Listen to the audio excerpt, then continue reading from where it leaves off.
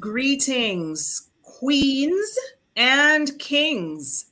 Happy Sunday to all of you, and welcome back to the Always a Queen, the Metamorphosis platform. Wherever you happen to be listening today, whether you are on Facebook, on YouTube, or Twitter, or maybe you are somewhere in the future listening to this recording. Thank you for being here. Thank you for stopping at the Always a Queen platform and for supporting this platform because the platform is only here because of you, the followers. So, sending love to you all. Thank you so much for being here today. I am going to give our panelists an opportunity to greet you, to introduce themselves, just in case there is anyone listening to us who is not already familiar with the queens who are here with me today. I want to start with Leandra because, drum roll, Leandra is on the Always a Queen, the Metamorphosis platform for the very first time ever today. Yeah. So we're going to let her introduce herself first, and then we will go to the other queens. And then we're going to jump into today's conversation because today's conversation is going to be really, really important. All right. So, Leandra, greet the people. Where do I start? Tell them who you are. Tell them what you do. Little something, something about yourself. Oh, we might be here all night, but no problem. Good evening, everyone. My name is Leandra Lewis. I am a child psychologist as well as an educator. I work with children with learning disabilities, behavioral problems. I'm also a lecturer at the University of the West Indies in the psychology department. And I'm also a lecturer at the Antigua and Barbuda Institute of Information Technology, teaching psychology and English. I'm a mother of one, 14-year-old, going on 40. And I am currently the president of the Antigua Lions Club, and Lionism is my second life, if you want to say that. I enjoy traveling, I enjoy meeting people, I enjoy working along with others as well too. So that's just it, me in a nutshell. Well, that's a big, big nutshell. What kind of nut is that? Not a peanut for sure. Certainly not a walnut either, you know. We'll figure out what kind of nut it is eventually. All right, Manifa, greet the people. Hello, everyone. I don't have as nearly a big nut as Leandra, but in my small little peanut, which is my favorite snack, I am a mental health advocate. I also work with the Ministry of Health as the executive secretary to the minister. Also work along with the mental health department in the ministry. And what else? I'm a mother of one as well. Mine's is 5 going on 50, so I don't know how that one that one is going, Leandra. And and yeah, I am very passionate about mental health and mental wellness. And so, good evening, everyone. Oh, I forgot to say that I am the co-founder of Mental Health Talk Antigua. How can I do that? I'm the co-founder of Mental Health Talk Antigua, an online psychosocial support network similar to Always a Queen, but nothing can top Always a Queen. Just putting that out there. Thank you for the plug, Manifa. Thank you. I was about to say, wait, she's not going to mention mental health talk Antigua? What's going on here? Uh, okay, and if anybody on here does not know what mental health talk Antigua is, you need to go and look for their page. It's on Facebook. Find it because why don't you know about it? Don't go right now. Listen to the podcast and then go after. Okay, there's that. So let's go to Regina. Hello, everyone. I am most of all happy to be back for us to engage in this very important discussion. Like Monifa, I am one of the co founders of Mental Health Talk Antigua, which is a very important platform. So I'm going to put in my own personal plug there, particularly with regards to everything related to mental health. And I must share appreciation to the persons who would have supported our fundraiser yesterday. We are still recuperating, but nevertheless, gratitude. And aside from that, I am a clinical psychologist. I work primarily in the field of addiction at this time. However, my heart remains very much with young people. It is where I started my career when it is that I was employed within the Family and Social Services Division. And I am still very passionate about children in particular and their respective mental health needs, which oftentimes goes ignored. But I'm here and I'm ready to have this discussion, and I am looking forward to speaking more with the lovely ladies who are the lovely queens, let me get it right, who are on this evening. Thank you for having me. All right. Serene, you made it home, man. I was gonna do your introduction for you, but I see you made it. So go ahead and greet the people. Speedy Gonzalez. Where you? I Are you wasn't far. I driving? wasn't far. I wasn't far from home. I was driving. Good evening, everyone. Hi, ladies. How are you? I'm still setting up, but it's a pleasure to be here. And thank you, Dr. J, for, I call you Dr. J now. Thank you for inviting me to part I'll take two it. of this discussion, which, I'm so passionate about. I'm a licensed psychotherapist in the U.S. I'm licensed in several states. I'm the owner of Orchard Blue Counseling Services in New York. I'm also the president of Antigua and Barbuda Holistic Coalition Incorporated. So thank you. All right. So everyone on here is either in Antigua or is of Antiguan heritage. Some of us are not actually in Antigua at the moment. I am not, but Antiguan by birth and by behavior. And Leandra's like, what? What is she talking about? And very, very passionate about the mental health landscape in Antigua and Barbuda. So even though I live and practice in New York State, I still do my very best to make a contribution to the work, to the mental health agenda that is ongoing and that my colleagues are pushing in Antigua. And this podcast is a part of that effort. So I want to thank you all for being here today. So we're talking about mental health in children and preteens. We're focusing on children and preteens because how often do we hear people having conversations about the mental health of the very young children, the babies, as we like to refer to them? It is very rare. This is not a conversation that is tabled very frequently, at least not in the circles I move in. We tend to focus very heavily on adults. And when we are not talking about adults, we're talking about the adolescents, the teenagers. The groups that come before the teenagers often get overlooked where it comes to mental health.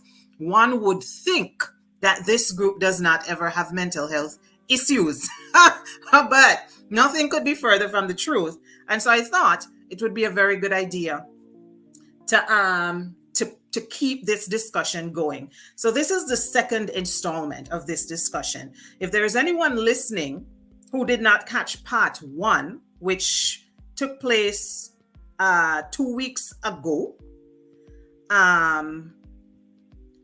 then I encourage you to go to the platform and listen to part one when you have a chance, because part one was really powerful. It is the reason why we decided to have a part two, because part one was so powerful that we said that there has got to be a part two to this conversation. It cannot end there. And there was so much that we did not get to unpack. One of the things we didn't get to unpack was specific mental disorders. We wanted to have a conversation about specific mental disorders that children can be diagnosed with and are often diagnosed with, and how we treat with those disorders. And so we're going to go straight there right now.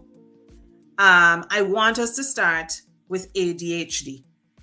And we're not starting with ADHD because it's more important than any other. We're starting with ADHD. Let me ask the child psychologist to tell you all why we're starting with ADHD. Tell us, Leandra, why do you think I am suggesting that our discussion start there specifically? I was muted. Okay. Well, you know that ADHD stands for Attention Deficit Hyperactivity Disorder. And this is a very disruptive mental disorder in children who have ADHD. It is very popular and is frequent, especially in the school settings when the teachers are not equipped to deal with students with ADHD. They are often stigmatized. I have had many situations where parents call me, the schools tell them your child cannot come back to school unless your child has been diagnosed because they're disruptive, they don't keep still, they're interrupting the other students, they're doing all sorts of things to get themselves involved in risky behavior. And so because they're not trained and equipped to deal with them, the first thing they do is tell them you can't come back until your child has been diagnosed. And it has always been an issue with that. Sometimes by the time they sit in my office, in 5 minutes, I'm like, okay, yeah, your child needs to be on meds, because they would not sit still. They're here, they're at every corner of my office, they're by my desk, they're on my computer, they're turning my computer off, they're doing all sorts of things. And parents are frustrated as well because they don't know how to deal with them. So ADHD is very common. I know when at one point when I was in Canada, a lot of children had been diagnosed with ADHD, and they used to put them on medication during the school year. But then when the summer came around, they took them off of medication, and all hell broke loose. And they sent them to summer camps, and they drove the camp counselors crazy till the camp counselors tell them, listen, you need to bring your child meds. You're either going to bring the meds or you're going to come for your child, one of the two. So ADHD is one of those disorders that is frequent. A lot of parents, a lot of educators do not know how to treat and deal with children with ADHD. And so it is met with a lot of frustration on the part of parents, on the part of educators, on the part of other persons who have to interact with them. And so that's where the stigmatism comes into play, because some parents think, oh, this child is disruptive, so my child can't speak to them, they can't play with them, not really understanding that in a lot of cases they really cannot control it. So this is why we do need to discuss ADHD. Yeah, absolutely. Right. For all of the reasons that Leandra just said, all of those. I would like to know, just because I'm not actually on the ground in Antigua, what would you say? I know you probably don't have like statistics in your hands at the moment, but what would you say is the frequency of ADHD diagnoses in Antigua? Like if you had to just give a guesstimate, say how many out of 10 children would you say? I would say 3 to 4 out of 10, and that's those who actually do come, because schools would have recommended them to come, and parents are like, well, there's nothing wrong with my child, the school don't like my child, and this and that. And so, they don't come. So even though the schools tell them, okay, you really do need to take your child to see a specialist to get them diagnosed, parents don't come. So those who do come are the ones that you actually will diagnose that, yes, you do have ADHD. So In most cases, when I do come across a child with ADHD, if this child is to the point where I know that counseling and behavioral therapy is not going to work unless they're medicated, I send them to a psychiatrist. I say to the parents, I'm sorry, but I cannot begin to treat your child unless he or she's on medication. And so I will then refer them to a psychiatrist, and the psychiatrist will then do his or her assessment. If they agree with my assessment, then they will start them on the meds. And I say to them, they have to be on the meds for 2 weeks at least before you can come back to see me, because they're not going to be receptive to anything I have to say if they're bouncing off the walls, if their attention is 10 seconds at a time. And so a lot of parents, because they don't want to put their child on meds, they never go to get their child to the psychiatrist for the psychiatrist to, help the process along. So it also does make it difficult for us as psychologists to effectively treat someone with ADHD if parents are going to fight the process. Well, I don't like the idea that my child is on meds, but your child is either going to be on meds, or you're going to constantly be getting calls from schools, calls from other people in your neighborhood that your child stole a donkey, your child broke this window, your child, oh yes, trust and believe. Your child held on to the back of a truck and holding on to the truck, and the truck is driving down the road at full speed, and your child is holding on to the truck. Because with ADHD, you get yourself involved in reckless behavior. And so we always have this problem. From the time you say to them, I'm sorry, your child needs to be on meds, they just shut down and that's it. You never see them again until they go back to school, they cause the same trouble. Then the school said, this is absolutely it. You're either going to get your child help or you don't bring your child back. And then at this point, it's worse, because if you had gotten them the help from the beginning, we would have been a lot farther in the treatment. So now you have to combat 3 years of you not listening to the professionals that the child needs to be medicated or your child needs help. By this time, the children are teenagers by now, and it's always a little bit more difficult to work with teenagers than it is to work with children. So this is something that we deal with all the time. Well, I can only speak for myself. It's something I deal with all the time, especially when it comes to children with ADHD. Tourette's. Okay. Yes, go ahead, Regina. I just wanted to add. I was just going to say that MJ is trying to join us. So she's going to be popping on in a short while. I just wanted to let people know, just in case you're wondering, because we did advertise on our flyer that MJ would be here, but she will be joining us shortly. Go ahead, Regina. As Leandra was speaking, what came to mind, I really, agree with many of her sentiments, what she has expressed so far. Particularly because of the field in which I am in, where there are quite a number of persons who are addicted to substances or have substance use disorder, who also have a history of ADHD. And what tends to happen a lot of the times is that when it is, and this is just my assumption, perhaps when it is that parents are taking on the position of ignoring the idea that an assessment needs to be done or treatment needs to start early, what can potentially happen is that when some of these children get to the point of adolescence or pre-adolescence, then they begin to possibly engage in risk-taking, which includes the use of substances. And that sets off more trouble later on in life that becomes even difficult to manage. So quite a few of the persons who I see from time to time, just on my own reflection, also have diagnoses of ADHD alongside trauma as well, which can mimic some of the symptoms of ADHD. So it's important for us to be able to make that distinction that not all children who are, let's say, irritable and restless or impulsive or have difficulties with attention may be considered a child that is to be diagnosed with ADHD. So it's important that adequate history taking is done, that we too as professionals do our start to have an understanding of what really is this child presenting with. And there are instances where it is both. It is both the ADHD diagnosis that's there alongside PTSD.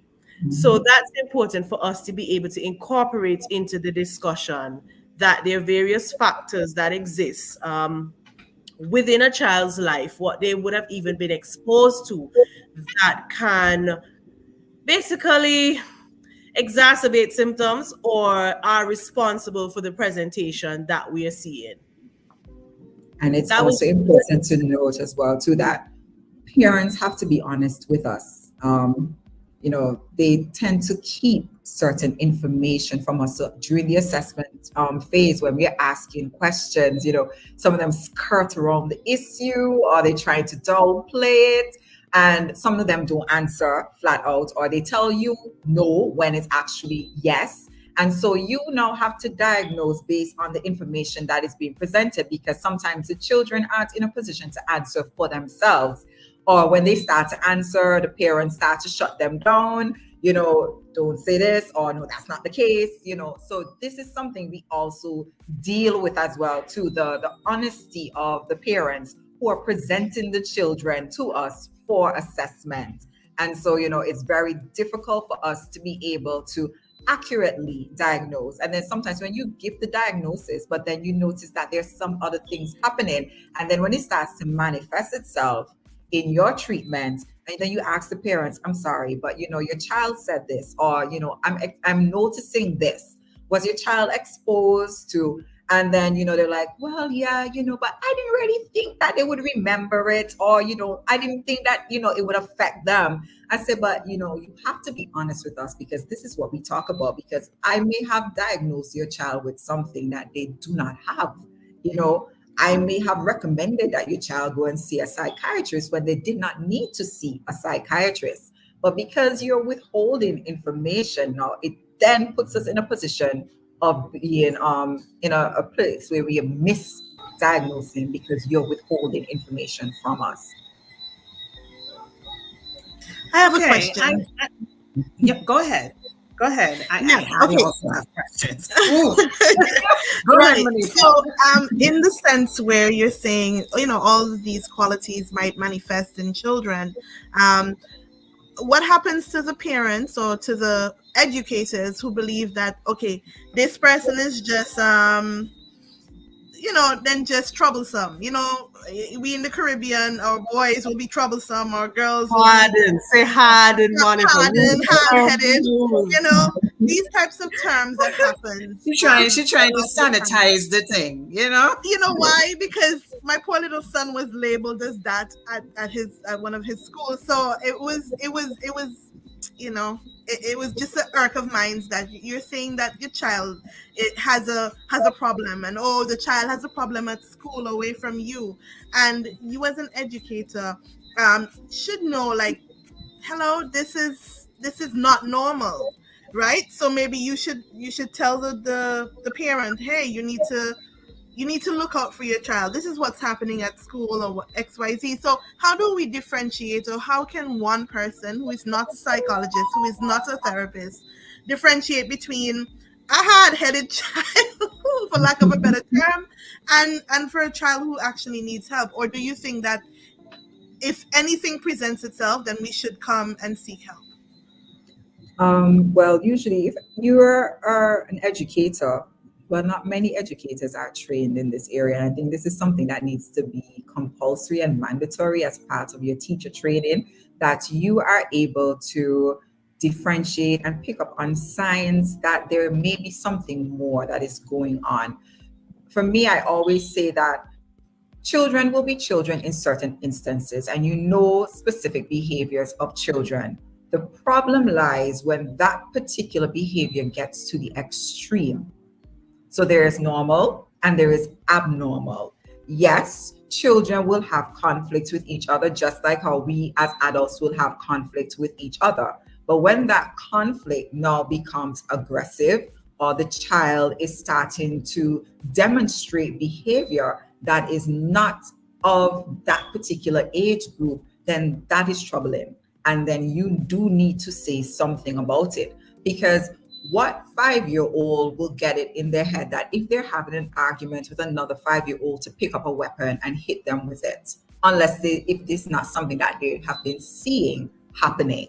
Children mimic behaviors. So if it's something that they have been accustomed to seeing, then this is how they're going to react if the situation presents itself to them. So if they're accustomed to seeing the adults around them fighting using weapons, then I'm going to fight using a weapon because this is what I've seen.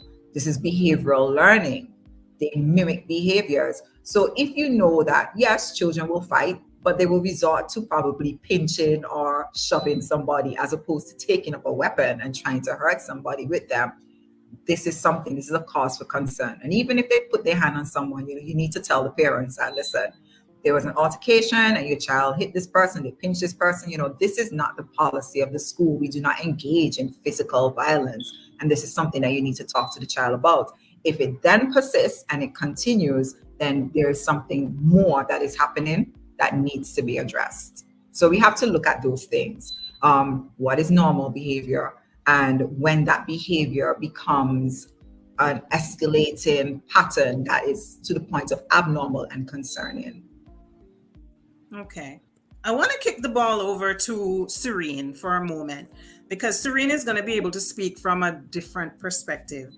Serene is going to be able to speak to us from both sides of the fence, literally, because of the work that she does here in New York and work that she does in Antigua.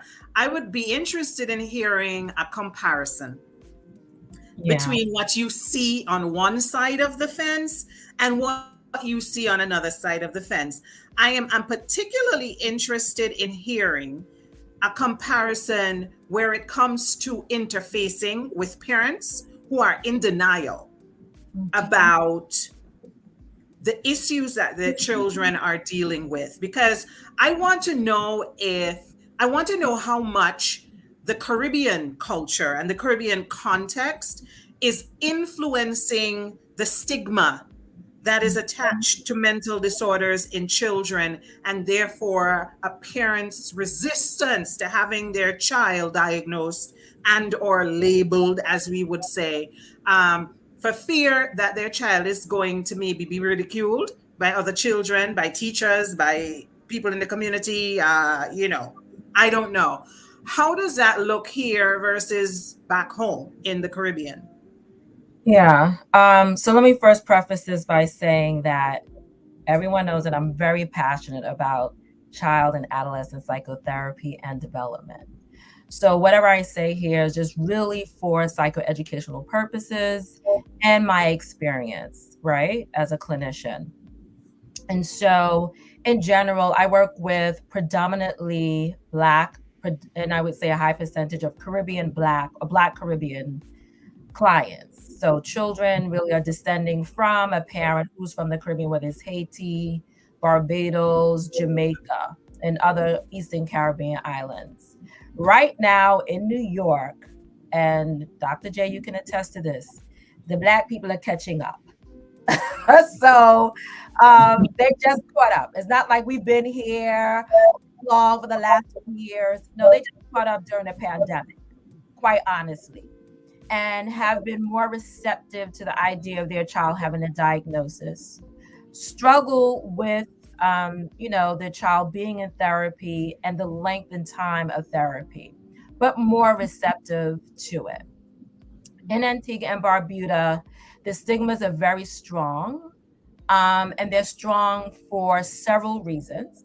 They're strong because there's a lack of structure surrounding mental health support and resources. So if there's no structure, the only thing that you can do to thrive or survive is to remain in your stigmas, because where else are you going to go, right?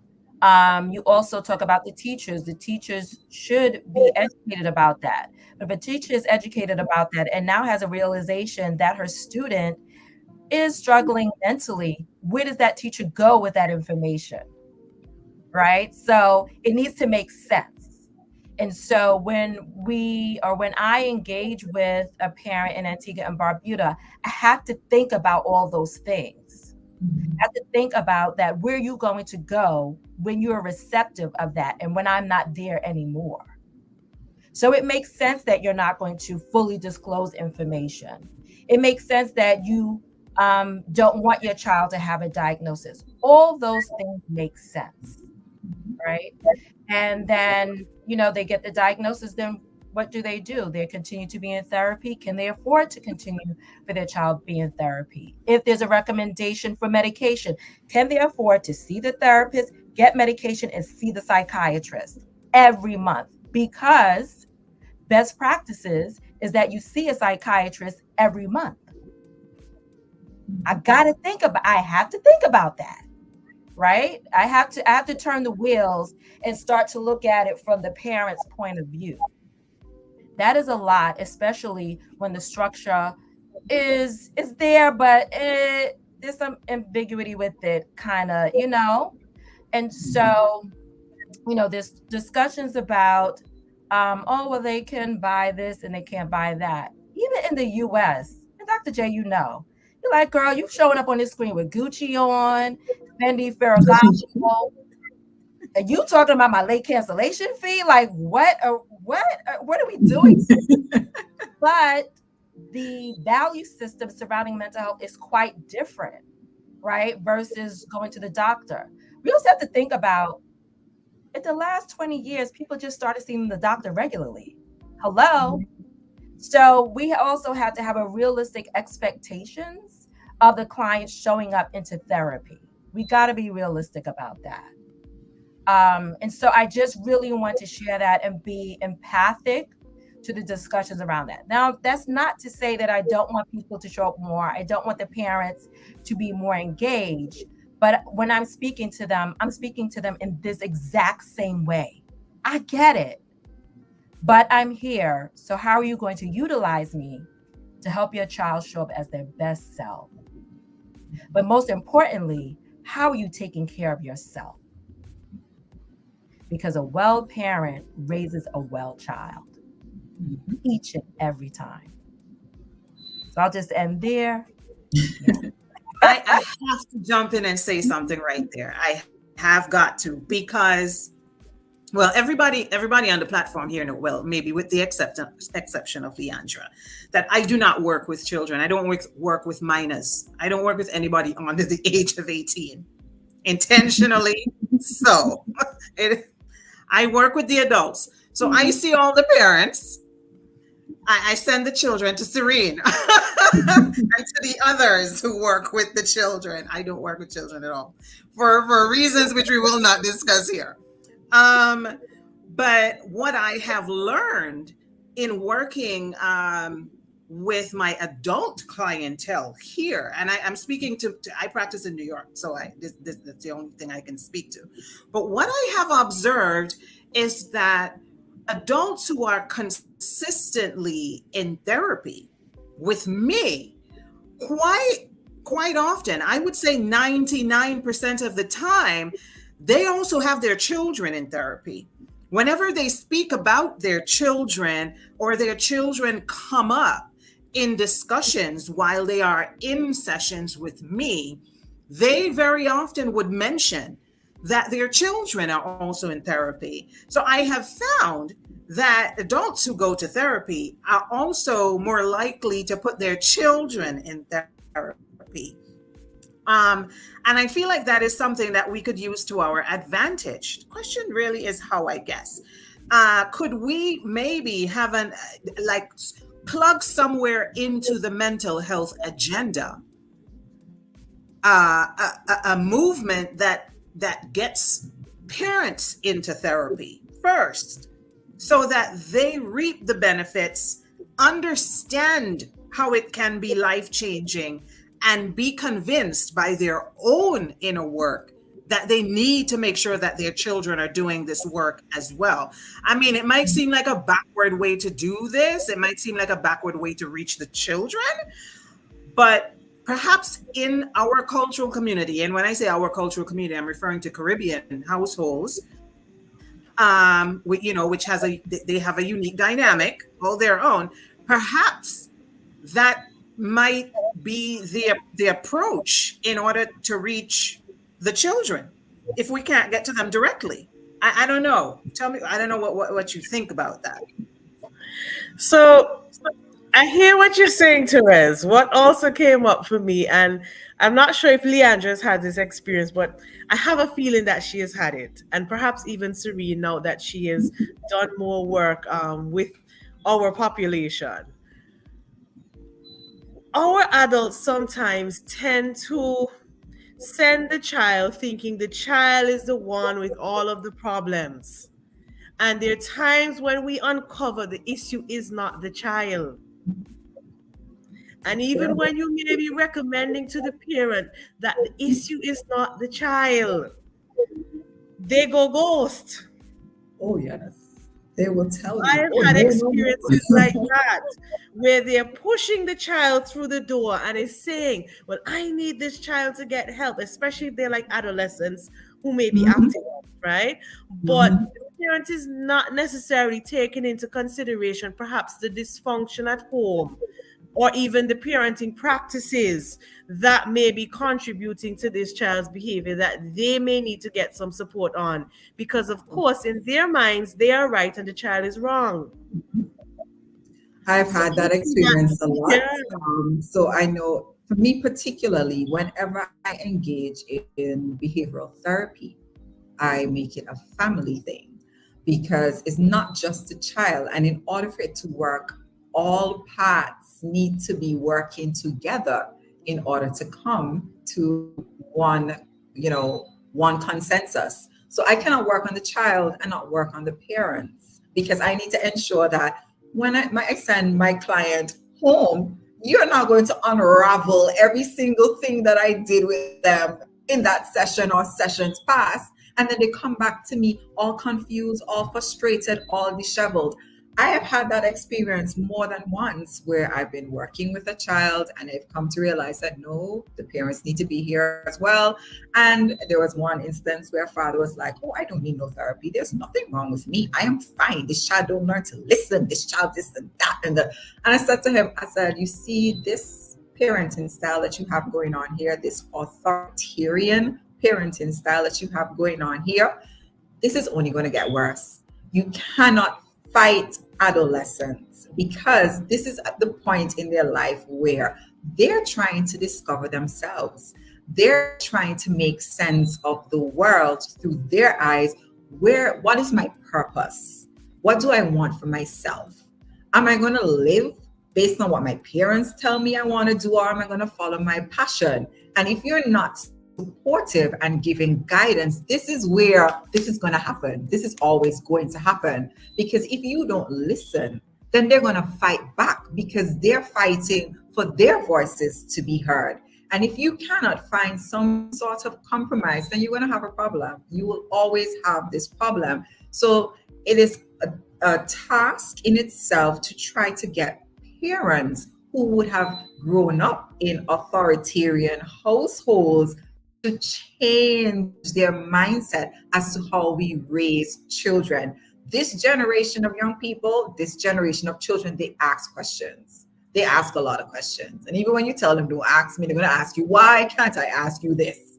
They question you. And I think a lot of parents aren't prepared for when their children have voices of their own, who have questions of their own that need to be answered. And because you do not answer these questions, they go and they find the answers in places where they should not go. And so I have that problem as well too. When I start the therapy and I realize that, okay, the child is not the issue. The child is a stable, consistent student. They don't get themselves in trouble at school. They do what is asked of them, but they're not being heard in the household. And when you have parents that are going to be fighting you on this, it's very difficult. Where we as therapists, psychologists, counselors are concerned, it's a we're fighting a losing battle because as long as the child's a minor and the parents say no, our hands are tied.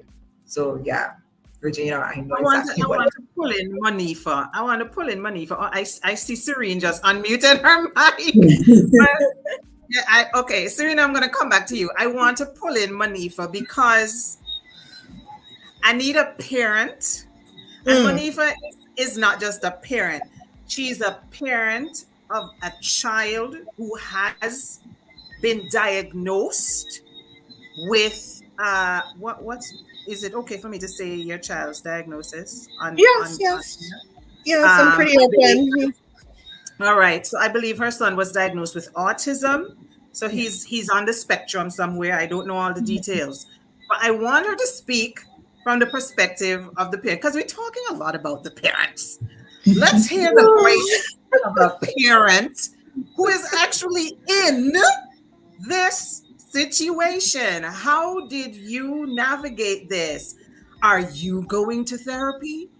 What was your like what how are you living, sis?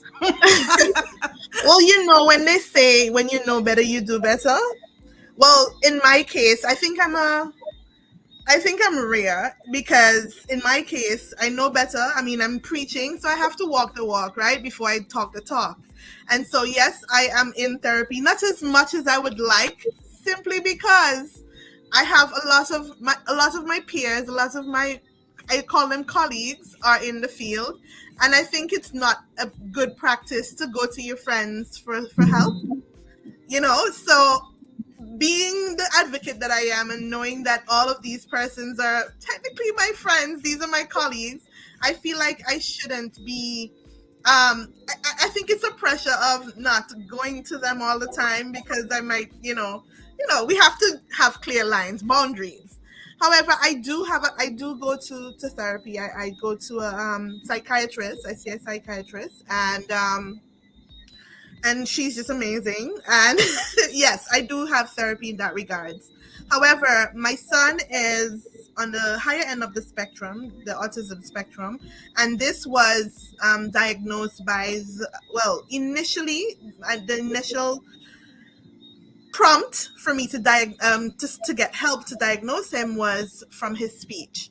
And I would have noticed that, hey, he's super smart, but everybody keeps telling me that they don't understand when he speaks, but I understand. So what is wrong with them? And because more people keep saying, oh, well, I just don't understand what is your son saying? Maybe he has too much TV time and all of these above. And I'm like, but I'm a strict mom and I don't really give him that much TV time. And so what are you talking about? And so when I went to the speech pathologist in Antigua, which is Mona, she would have brought up some of the signs for autism, and then I'm like, now that was like my heart dropped. I spoke to Serene about it. I spoke to Regina about it. I spoke to Janelle about it, and I was like, I don't know. But then when he went to the States and he did his a neurosurgeon examination. He did all of these different therapies, examinations with all these different types of therapists. Like a Murad, like his whole summer was just going to doctors. A poor child. But it was fun for him. It was an adventure for him. And he definitely was diagnosed with high functioning autism, but I don't think it defines who he is. I think that is just a way of me managing and understanding that, okay, well, this is because you have a diagnosis, but let's focus on how we can get you to understand that mommy means, well, like you have to listen to mommy. And I have to have a softer approach with him. Sometimes I'm not always soft, I must admit. But majority of the times I have to have a softer approach when dealing with him, and people usually label me as, oh, you too spoiled, you cuddle your child too much, or different things. But I say to them that, listen, you don't understand what's going on in my household. You don't understand what's going on in my son's brain. He doesn't comprehend all of these things that you're trying to push on him. You have to bring him down to a level. You have to come down to his level and explain word by word. And then he asks the questions like, mommy, why? Mommy, when? Mommy, how? Mommy. And I have to figure out ways to explain to him exactly what's going on so that he gets it in his brain. And only when he gets it, it works. right? So from a mom's point of view, like, and I don't work for plenty money, right? And I have to be making sure that I don't work for plenty money, but I have to be making sure that he's a priority, right? And because I have to make sure he's a priority, I have to spend a lot of money on him in this regards. And I know parents out there suffering and checking, well, Monica, I'm on the same wavelength as you, and we can't afford this. So what happens? And this is where I think groups, such as the ones that I'm a part of, such as the one Serene is a part of, comes into play where, and these kind of talks, these open conversations come into play where we can be knowledgeable about what's going on with our children. And when I speak to other mothers, they're in the same boat. They're like, Monica, we trying to get an appointment with this person. We can't because they're booked up. They're too full. For a year and a half. Yeah. I can't afford it. XYZ. And I'm like, and then I'm hitting from both ends. The government side of it, because of where I work, is like, we need some type of funding for these persons who are not who are diagnosed with a mental health condition, or who want to seek that first step of being diagnosed. And really and truly, it is not like America where you have insurance and your insurance pays for these things on your behalf. So it really puts us as parents in a bind. I mean, MJ can attest to this. It really puts us in a bind when we have to really look out for our children while managing to be putting food on the table, rent, if you have a car note, and all of these different things. So it's really hard here in the Caribbean for children, for mothers or parents who have children who want to get the help, who want to seek the help, but it just cannot find a way to do so. So that is the reason why I asked the question I asked before, and I know that this needs to be a situation where I know it's putting a lot on our teachers, but our teachers really need to be sensitized to these types of illnesses and problems and diagnoses for our children. And we need to work in tandem with someone, somehow, somewhere, that we can get help for our children at a cost that is good for the pockets, like mine and others who work for even less than I do. So that's my rant. Thank you. I want to bring in, I'm going to let Serene make the point that she wanted to make earlier, and then I'm going to go to MG, who also is not just a mental health advocate like Monifa is, but is also a mother of a child who has been diagnosed. And MJ's daughter was diagnosed with ADHD. Am I correct with that? Did I get that right? I hope so. MJ will tell us in a moment. ADD. Okay, let me give Serene an opportunity to jump in because she wanted to say something, and then we're going to go over to MJ because I would love to hear MJ's 2 cents on this. Yeah. So I'll just be really quick, just 2 things. The other side, and while there are mental health stigmas, and I talk about the structure, the other side is that persons must engage in these systems if they're built.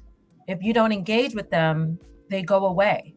Stakeholders are investing into these things. As some of you know, it's not a plug, I'm just stating a fact that ABHC has a mental health fund program. Ask me if 10 people applied. Did 10 people apply? No, less. Oh my! Less than 10 people. Look, we have a mother. Well, right. I'm so you have to assuming that engage she is a mother. when there's resources. Who is asking? Hello. Sorry, broke up on my end. I don't know if you can hear yes. me. Oh, yeah. Yeah, I'm hearing you. No, I'm saying we have a mother who is asking about making mental health a part of our school's curriculum. I just wanted to just throw that in case you wanted to comment on that too. Oh, hey, Tanya. I think that's an important question. But okay. I don't know if No. No, I I don't know if she's I a don't- housewife. Probably a I'm rich sorry. auntie, but I'm not a sorry, mom. Tanya. Sorry, girl. Tanya. Sorry, sis. I'm sorry. Yeah. And the second part to that, real quick, is before you all answer that, is that I truly believe that having parent support groups is another way to engage parents into mental health. In comparison to when I did one in Antigua and the one that I did tonight, there was not much of a difference at all. The same concerns, the same issues surrounding self-care, the same revelations that persons had surrounding their own childhood and how it's showing up in their parenting. It was all the same and it was cathartic, right? And so, will it solve something in one parent support group? No. But while we talk about mental stigmas and the idea of, you don't want anyone talking about your business or whatever have you, when we're in community, we are healing. And it does work because that is a testament to our culture and to our ancestry.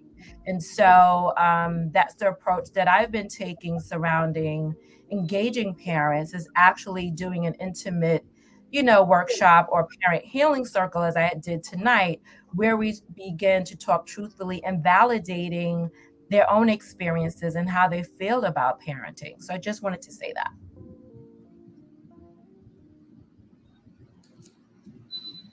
So there was a Thank you. question Thank you, Serene. or So MJ's going to speak. I'm gonna let MJ speak first, and then I want Leandra to tackle Tanya's question. I just gave Tanya a whole child, and she says she's just an auntie. She's an auntie to a niece who is on the spectrum. And I want us to respond to that question. So, Leandra, you can gear up for that. I'm going to let MJ speak a little bit on her experience, as a mom with a child who has been diagnosed in Antigua.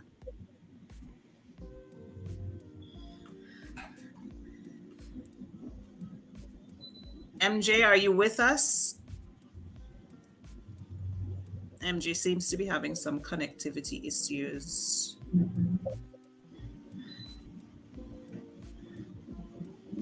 Okay, let's go ahead and answer Tanya's question. Let's see if we can get MJ on after that. Okay. So let me bring the question back up so that we can see it. How can we get mental health to be a part of our school's curriculum? That is a bombastic question right there. Yeah. Well, one, we must advocate for it. We must highlight the significance of mental health being a part of the school's curriculum. As you had said earlier when we first started, people don't talk about children and their mental issues because we always think that children are so resilient, but children are human beings too. Children get sick just like how adults get sick. Children experience trauma the same way adults experience trauma.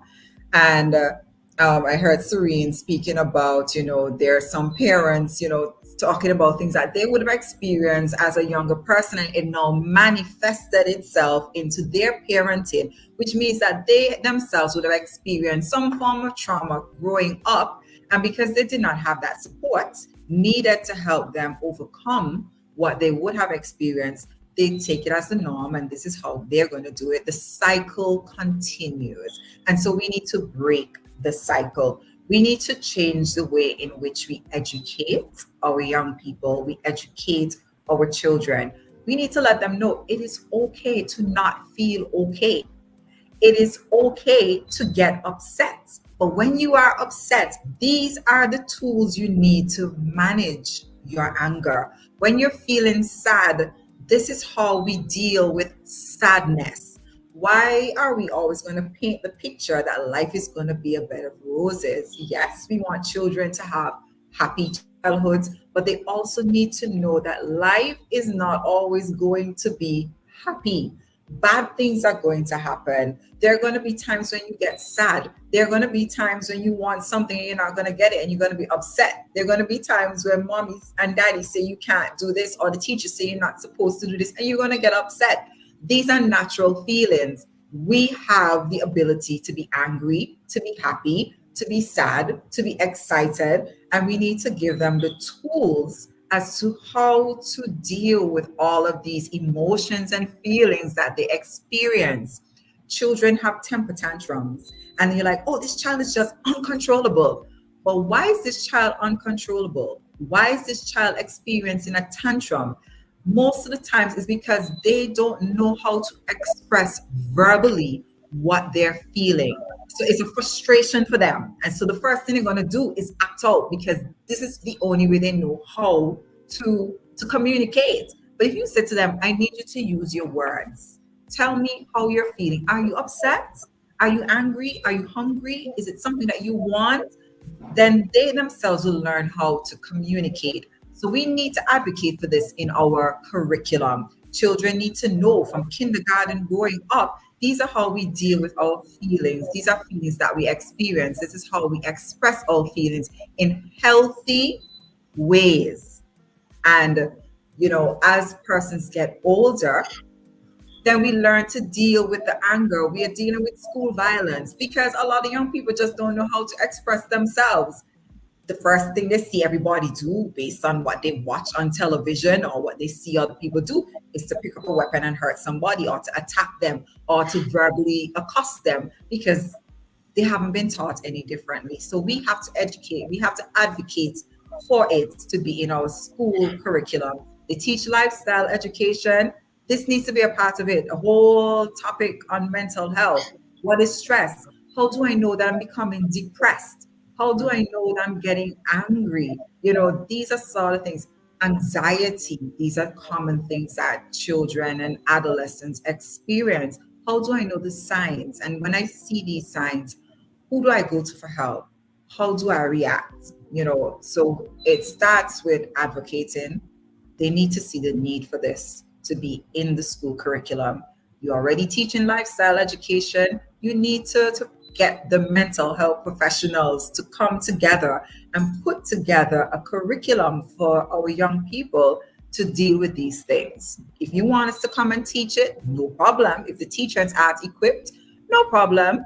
Speak with us, start that discussion, that dialogue. I don't think we're going to tell you, oh, no, we're not going to come, because we see the importance of it, and you have to see the importance of it too. So you have to advocate for it. Parents, everybody have to advocate for it, because we see what is happening and the cycle needs to break. So we have to break it. I remember many moons ago, before I left Antigua. And when I say many moons ago, I do mean many moons ago. I'm talking 2005, 2006, somewhere around there. I was a school guidance counselor in Antigua. And back then, and I know this was 20 years ago, I know. But back then, school guidance counselors were also required, in addition to seeing students one-on-one for counseling, as they were referred by teachers and the principal. Another requirement, which was literally written into our job descriptions, is that we were also certified family life educators. We had to complete a like a course or something that prepared us to go into the classrooms and teach family life education. There was a curriculum which had been written by the lady who was then the head of guidance counseling. She was the education officer who was in charge of guidance counseling in the schools. Her name was Maureen Lewis. I remember her well. She was a lovely lady. She passed away many years ago. But back then she was the education officer who was in charge of the school guidance counselors in Antigua. And she literally had a curriculum which she herself had written.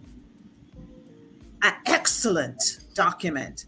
which we followed. We had to go to these courses, we had to learn to teach that curriculum.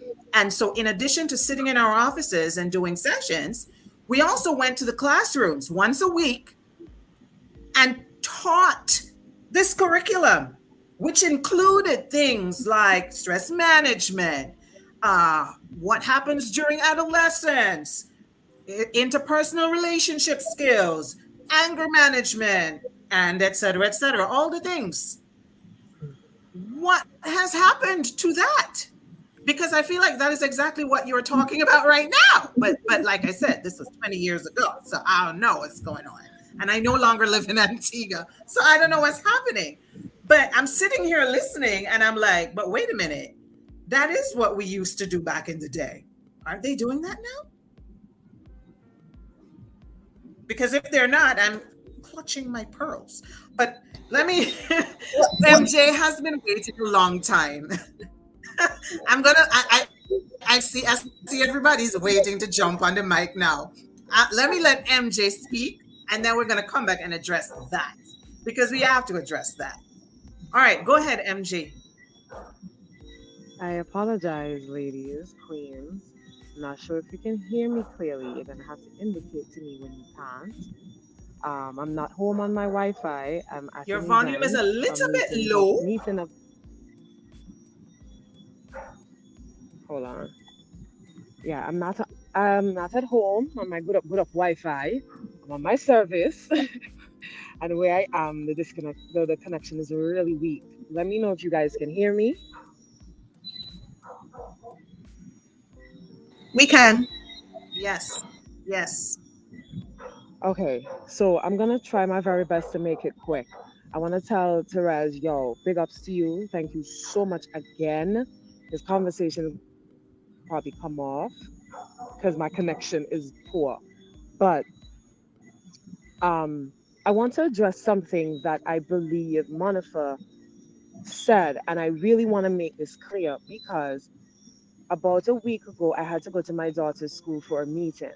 And let me tell y'all, right? Words are very important, and triggers and traumas are very important because apparently the bullying in her class has gotten to an has is now at an extent that the parents needed intervention. Sorry, the teachers needed intervention from the parents.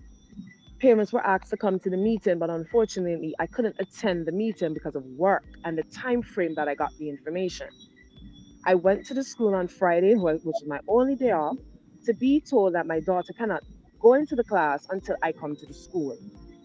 The day before, someone called me and told me, you need to come and remove your daughter off of the premises, which triggered me. I'm not going to blame the person that passed on the message or the person that gave her the message. It was just how she chose to translate it. And I was triggered. Yo, me go off and make them know when it comes to that being their tongue then. Because it made me feel for a split second that I was a delinquent parent and she was a delinquent child, which wasn't the case. Come to even find out even more. My daughter is still being bullied at her new school now. That is heavy. I sat there crying because I was like, again? I have to deal with this again? And then it clicked to me. She has been overwhelmed since secondary school. I thought it was just a subject.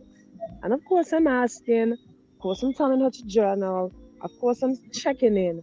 But she's not really telling me she's being bullied at the school and it's continuing and it's overwhelming her. Right there, of course, me need therapy. Of course, I will need therapy. I cannot give her something that I do not have. And let me tell y'all, I've told Therese before, I'm overwhelmed. I think I've explained that to Miss Lewis as well. I am I am very much overwhelmed because just like Monica, I have to remember everything for myself and remember it for her. I am overwhelmed.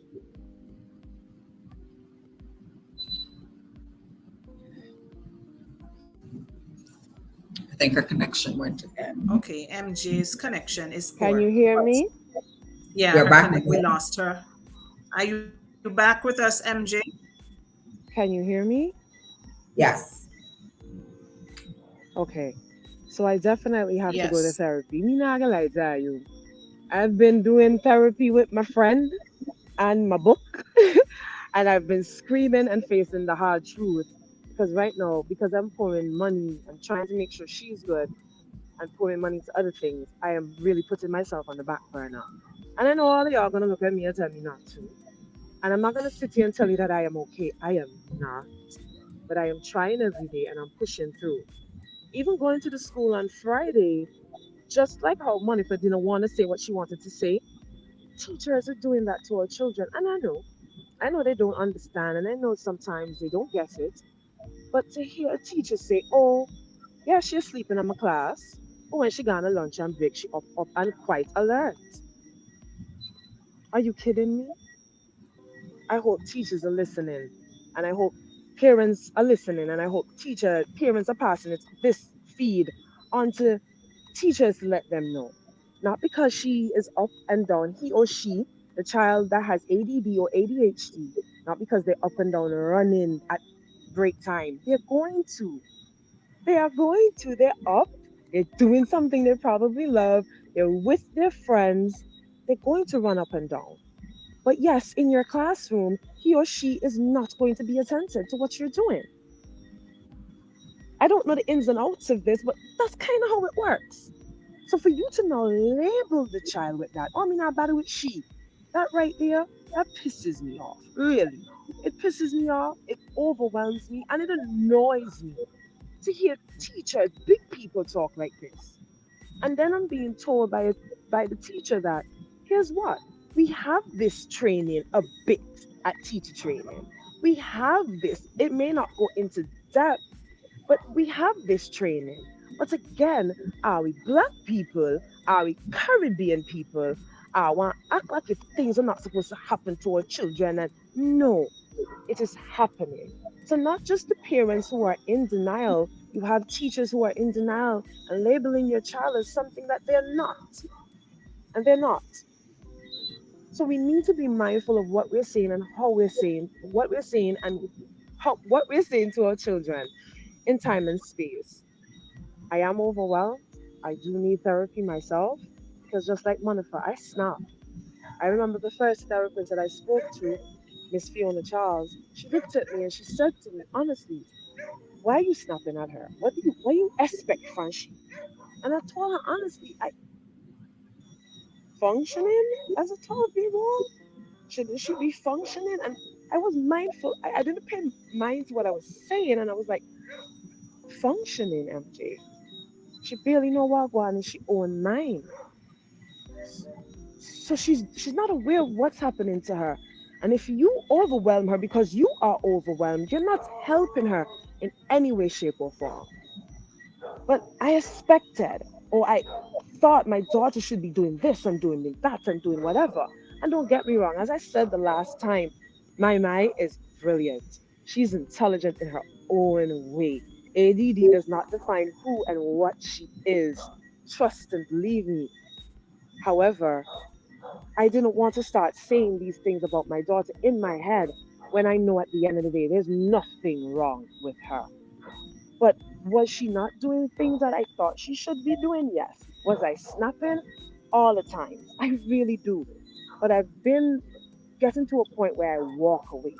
If I realize she didn't remember something or she didn't do a task, I try my very best to put myself out and step away. Just back up. I lock myself in my room. I roll up something. I play music. I talk to my best friend that knows about the situation. I vent. I cry. I scream. And you know what? I'm going to be honest. This is my moment of truth to be honest. And I think that's where a lot of parents are not coming to the realization that we're holding ourselves in denial. We blame ourselves for a lot. Say it with your chest. You're blaming yourself for a lot. I'm going to tell you why, and I did share with Miss Lewis. Because my daughter was living with my mom, I felt as if I didn't do what I needed to do for her. I saw a lot, as I told you guys, because I'm very attentive, but I started to blame myself and fill myself up with guilt. Oh, I let her stay by my mom. I wasn't there enough. I didn't do this. When I first saw the signs, I should have gotten help. And I carried that guilt every day. As the days go by, it has been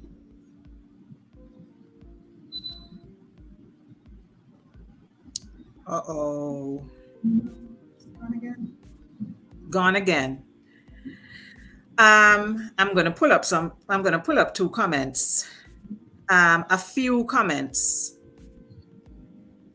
in the meantime, because the comment section is popping off over here. Let me pull up a couple of these comments. So Silence Lee says, I remember having that in my school 15 plus years ago.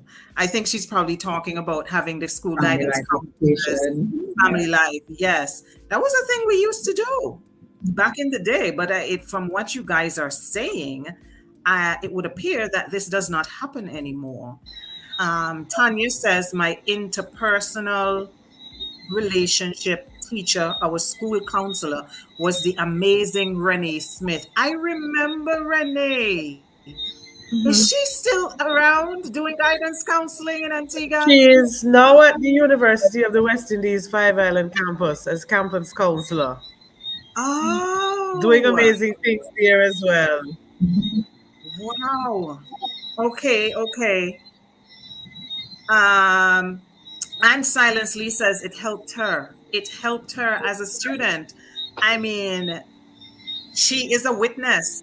If they're not doing this anymore in Antigua, they need to bring it back. They need to Yeah, bring it back. Whoever is in definitely. charge of school guidance counseling in the Ministry of Education, you need to bring this back. Hello, Ministry of Education people. Hope I somebody just is want, listening, and if they're not, send them this live, please. you All know right, I what? think we I went got. online and I found it. It's good. You found what? I found the manual, the HFLE, I believe it's called Home and Family Life. Yes, Yeah. I found it. written by Maureen It's Lewis. still relevant. It's still relevant today. She is her and 3 contributors. Mhm. It's still alive. Yes, Just Yeah, saying. yes, it happened in our and that was school. our curriculum. Yeah. Yeah, it happened in our school as well. It would be Leandra and Everything. Yeah. Regina. It Regina, was I'm not called sure if you were here. Christian Family Life We had the Education. So Christian that's what we did component at to Christ it. the King. Yeah. Yeah. So it was pretty good. And we had the amazing Father Bob as well to help guide us into that. And he didn't teach the subject, but he was a stickler for getting your feelings out. Talk about it. Let's talk about You know, it. just getting things out. And we had conflict resolution workshops and all of that. We were taught how to be in tune with ourselves, the emotions, how to get over things. There was a no bullying type of situation in our school. You couldn't do You're that taught in how to Christ. be Yeah. resilient. I know you because Christine was all girls. There were certain things you're not supposed to take from a man. You have to be independent. So we Mhm, had that mhm, mindset from a long We time. mhm. got The drilled. boys Yeah. are you in a certain way. You need to step away. This is not what you're about. So we were taught, from a long time about respecting Mhm, ourselves as young women, as women, what we deserve, what we are worth, how we handle our feelings, how we deal with all of this. So, I must say, when I left, I was ready. I wasn't, mhm. questioning, how do I deal with this particular situation because they drilled it in you, you know. So, it's something that is Yep. needed. Like I say, you As have well as to to give grow. service, because one of the Yeah, things that we also had to do, irrespective of bring how well lens. you were doing Yeah. academic, you would have had to, when you got to a certain form, from what I remember, had to go out and give service to NGOs. Mhm.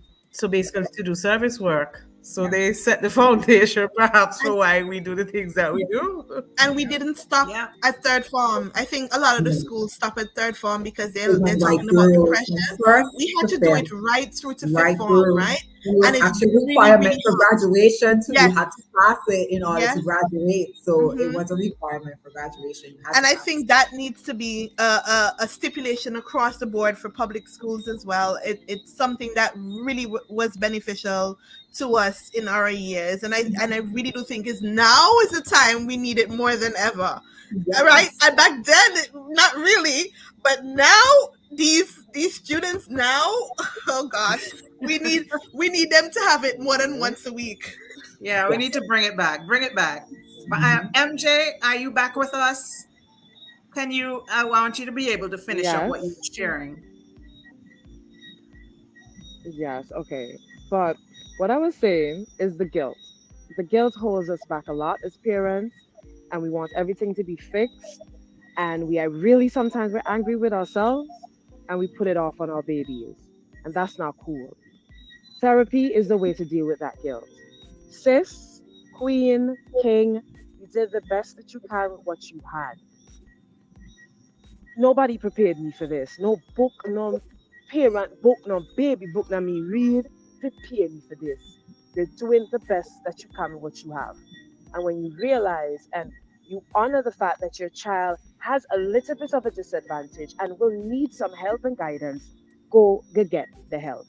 Don't let that guilt ride you and you're taking it out on the child every day. In a make no sense. While speaking to the teacher on the school on at the school on Friday, she said that she wanted us to like come in and sit in the class to see how the students are behaving. And I said to her, no matter how much we come here and sit down, this is a good initiative, yes. However, you're going to probably see one set of parents come to the school. What about the others? What about the children that are doing the bullying that parents didn't even show up to the meeting? What are you going to do? So here's what. I even mentioned, I had a conversation, a podcast where we were talking about these mental challenges. And I said to them, you guys need to probably have a workshop or a seminar at the school to educate the parents. Because no matter how much you come to the school as teachers and you pour love into these babies because they need it, the parents, it starts at home. So you guys need to have a workshop or a seminar or something. Make sure it's mandatory for all parents and educate them about what these mental challenges look like. Some parents see the signs, not they see the signs, they see the signs. But then they get so scared, they get so caught up. Where do I ask for help? Who's going to judge me? So here's what. Start the conversation by having something at the school and then educating parents, and you see who comes. And then they can now educate their child. If their child doesn't have ADD or ADHD, they will know how to help another child. Because the big problem that I'm having is that the students know about Demira's encounter because she was honest. So they know, the students know about what she's going through, and some of them find it better to make fun of. Okay, we've lost MG again. I'm going to bring up two more comments, only two, one, two, and then um, let's pivot because we're already we're already down to only 30 minutes, eh? So I'm going to bring up two comments. This one is from Tanya, and she says, I wonder if our teachers can be better trained to educate individuals who are on the spectrum. And what I mean is the teaching styles, like maybe reading from a book and writing on a board may not always work, but make the learning more engaged and interactive. We can comment on that. Silence Lee says teachers need to be educated on how to interact with students to keep them alive and interactive. I like the fact that she said keep them alive. I see what you did there, Silently. They need to know the symptoms of mental illnesses. Right? I know what she meant. I know what she meant. If I may add, Go to ahead, be Regina. be fair on some teachers, in my own experience, they are sometimes, a lot of the times, not adequately resourced. So while some have not gotten the training, there are others who have, but the environment is not facilitative of what may be needed in terms of the resources for them to Oh, execute upon the training that they have got. And this is not just in the public schools. I remember once having to go to a private school that I attended, and to basically speak to the teacher about what was happening with a client of mine. And I remember walking into the school compound and saying to myself, oh, wait, this place like it haven't even gotten a splash of paint since I graduated, and and what this year is did not you so long graduate? ago. I remember I went to classroom and I saw louvers missing from the windows. I saw the desk, the same desk that I sat in the I same wonder if it's the conditions that same they were desk I in left when there I was in here. 2001. Exactly. Right? And I remember seeing so many desks in the classroom. And mind you, this child had a diagnosis of ADHD. And I remember asking myself, well, how can this child function in these conditions? That was the question. And I even reflected my feedback to the educator. And the response I got was essentially, you see, at least somebody is seeing it. Because, she's feeling discouraged. She has this training, yes, but the environment does not allow her to deliver upon the training that she had. And I even thought to myself, well, what am I even going to do as a clinician? Because here this child is in this environment. So it's not just, I am dealing with at home, but I am now aware of what the school is like. So how can the little 1 hour per week with me do anything when the majority of the time that the child has in these two environments are Mm-hmm. not conducive for them? Which Not then just the goes home back, situation, but even the environment at the school. which Serene, then go goes ahead. back to what Serene, I was Serene, looks like. saying. Oh, You know, sorry. I'm sorry, Leandra. okay. Leandra, you want to say something? Go Yeah, ahead. it goes back to what I was saying earlier. When they come to me and I'm doing all of this, by the time they go home, it's all on, it's disheveled, it's unraveled because there's no continuation. I was in St. Martin in November. I was having a retreat with some young persons from St. Martin and Anguilla. And we had the retreat at one of the primary schools in St. Martin. When I stepped into the classroom, I wanted to live there. The classroom was fully equipped. Projector screen, whiteboards, the classroom was decorated. It had everything you could think of. I was like, I want to teach at this school. They put the finances to ensure that each classroom is equipped with the most modern technology that is needed for children to learn. I wanted to go to school, and I wasn't even in primary school anymore. I just stepped into the classroom and said, I want to go here. I want to be a student at this school, because it was like, wow. Imagine if we put that same level of care into our education system right here in Antigua and Barbuda. Do you know the brilliant minds that we will be producing on a daily basis, annually? I mean, young people would want to go to school because one, my classroom is not hot, it's fully air conditioned. You are catering to all teaching learning styles, the visual, the audio, the kinesthetic, all of this is there. It's in one room. And teachers out there themselves are going to be motivated to want to go and teach because the resources are there to help them and to help the students. So, we need to seriously sit down and take a look at how much effort are we really putting into our education system? how important are our young children? Because if you're not going to put the money behind the young minds, then we're going to always have this problem. It's always going to be the same thing. I would have written letters to schools about children I would have diagnosed.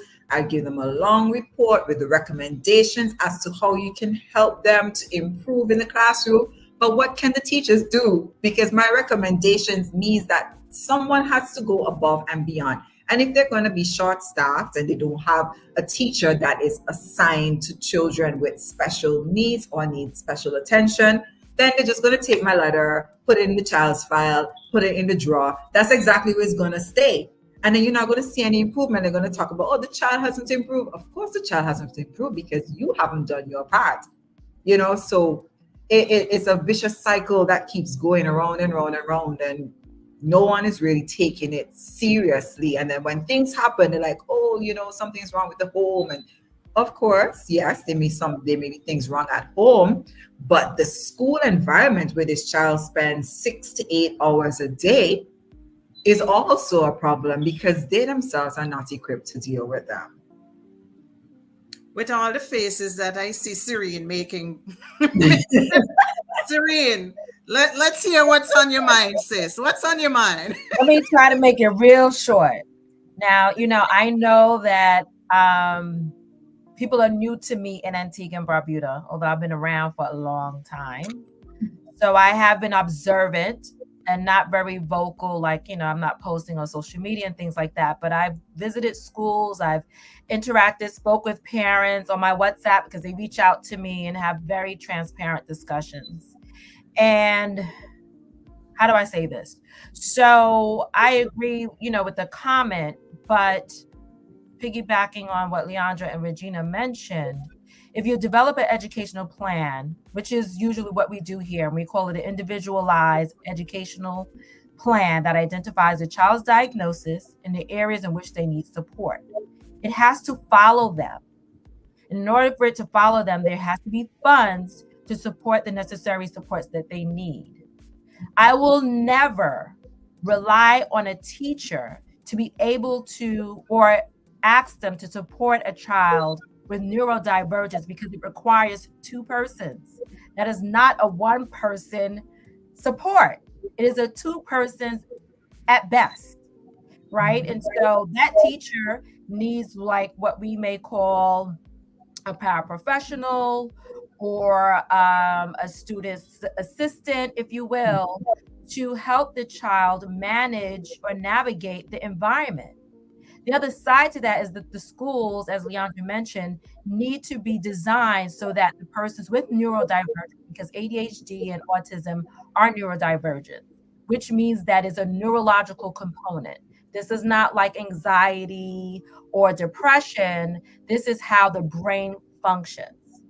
And there needs to be a different mindset. There needs to be a shift that the school needs to be either inclusive or there needs to be, depending on the child's diagnosis, there needs to be a carve out, right? And so there needs to be other services that allow the child to either be in a classroom where it's for persons with special needs and integrate, because maybe they're in math and they don't need support in math. They're really good at that.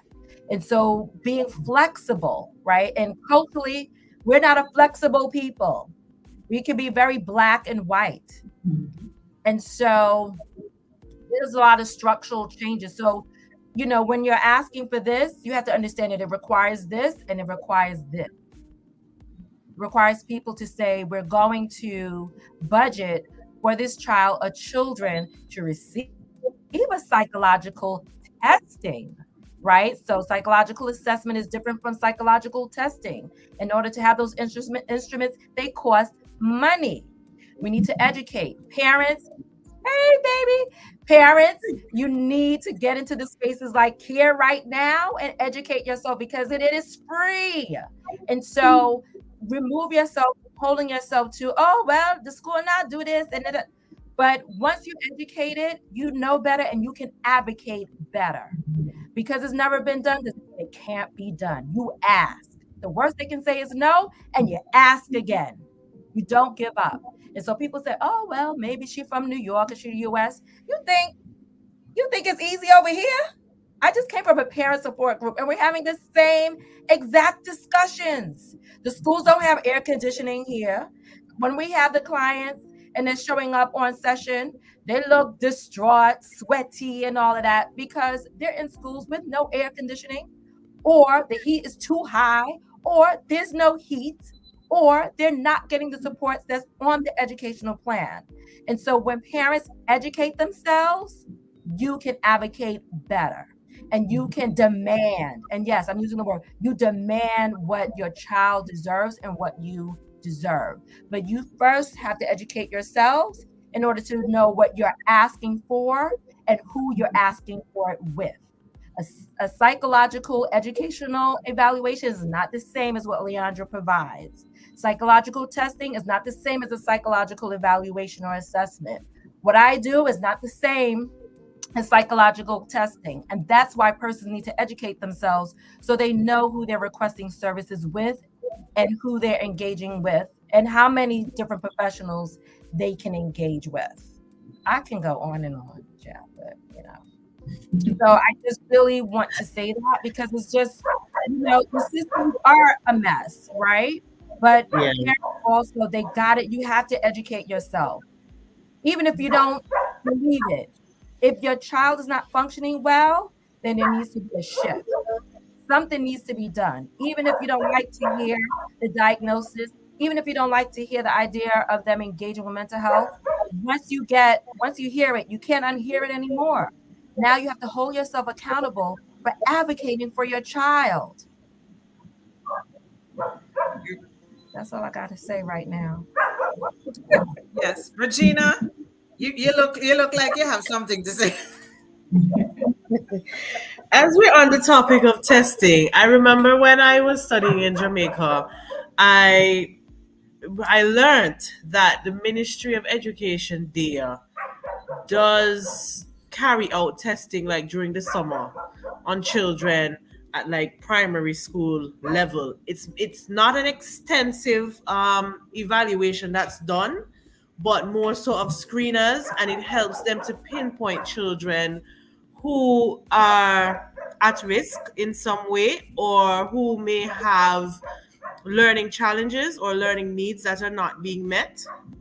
And I was just thinking, that is an area for even our government to consider widespread testing throughout the schools when the children get to a particular grade. Um, I remember that I had colleagues who, whilst on our summer break, volunteered their time with the Ministry of Education so that they could, one, learn to practice using the tools, and two, children whose parents did not have the means were able to get some level of support or guidance or direction towards perhaps this is what my child is experiencing as opposed to nothing at all. It was I thought it was helpful when I heard about it. And I said to myself, this would be really nice if even in Antigua, an approach like that could be undertaking. I mean, not an extensive evaluation, but even just a basic, so that we have a sense of, okay, who are the children most in need here that perhaps we may need to tailor support to in some way.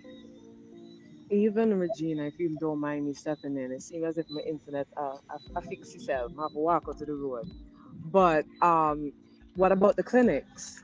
What about even at the clinics? You take your child for your 5 year checkup, 5 month checkup, and you're giving pick me shots.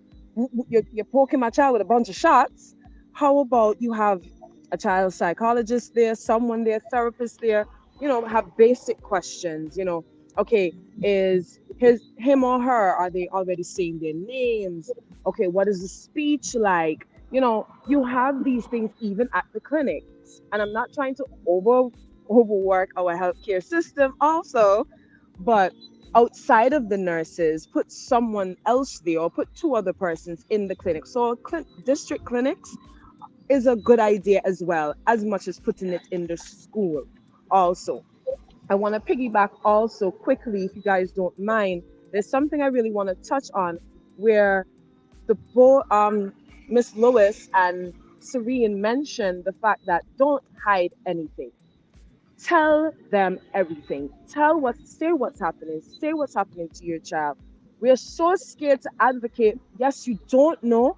I get it. You don't know what's happening, but say something. Don't hold back anything. I remember speaking to Serene about my daughter, and I mentioned something in particular, which sometimes I don't like to talk about. However, I was very honest with because I needed to be. I told her that she, even at the age that she is, she still wets the bed. I even want to step back too and talk about the school.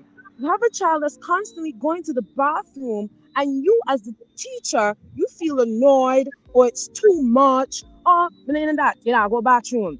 And then you hold back this child from the bathroom, thinking to you it's too much, instead of communicating with another teacher or the principal or the parent. You're not saying anything, and you hold back my child. She's there sitting down. Now she's scared. She's literally petrified to even ask you to go to the bathroom. So now she has a thing where she holds her pee. That is a lot. So teachers need to be mindful of even those things, but then as parents, we need to talk about it. Serene said something that was very important to me that stood out. She said a lot of people think as soon as you hear about, wetting the bed still at a particular age, we try to put it with sexual trauma. It's not always sexual trauma. Nobody's touching your child all the time. Then you're gonna try pinpoint the uncle that she has to go by or the uncle that he has to go by and try blame the person because you put me in a way people no. But we're quick up pick up sexual trauma. Then pick up the reality that is facing us and looking us in the face. Oh, okay, somebody no. A lot of times that is not what it is. It really isn't. But if you take the time out to take your child to a specialist, you can get the answers that you need. But wetting the bed still at a particular age is not just sexual trauma. It's not just trauma. It could be other things manifesting themselves in your child's body. So parents, please open your mouth. Closed mouths do not get fed. But say what's happening so you can get guidance in some way, shape, or form. All right. Thank you for that, MJ. Good points. Very good points. I have another question I want to bring up from the chat section. And please, anybody in the chat section who has not had their comment highlighted, please don't come for me. We are on limited time here. So I'm just selecting comments as I go along.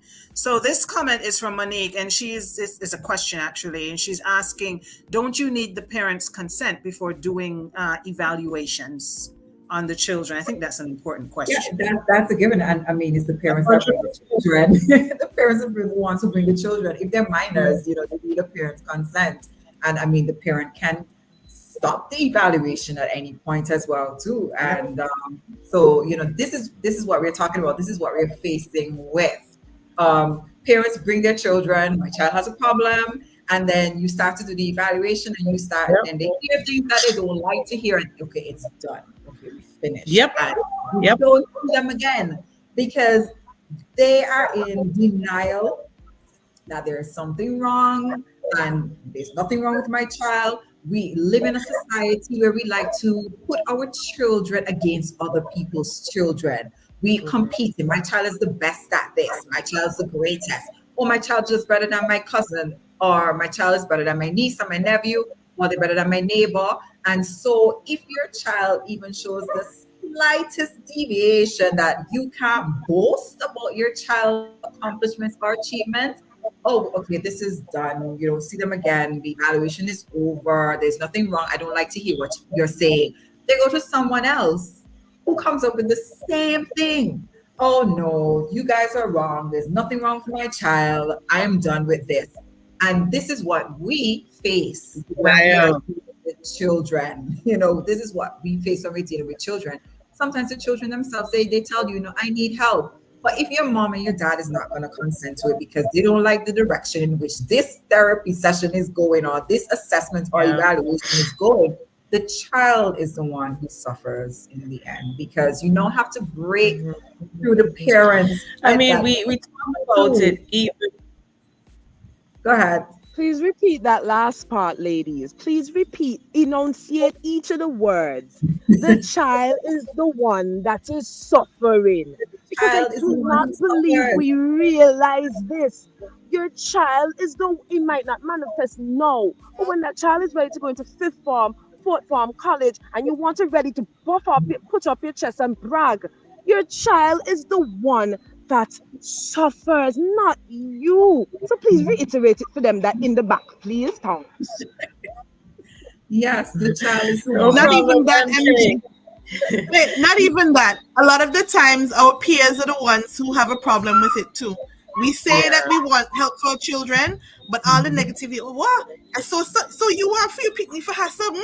Huh? You don't see the Yes, child. Yes, He yes, yes, okay. Look at yes, him. No, no, yes. no, no, no, no.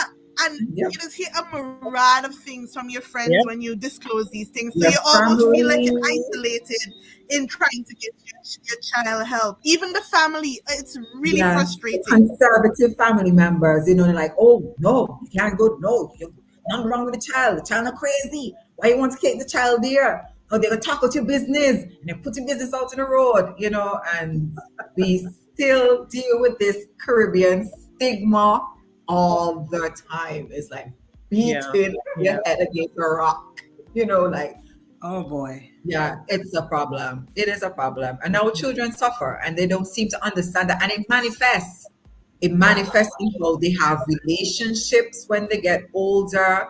It manifests in how they Yep. parent their children. It manifests in how they socialize with other people.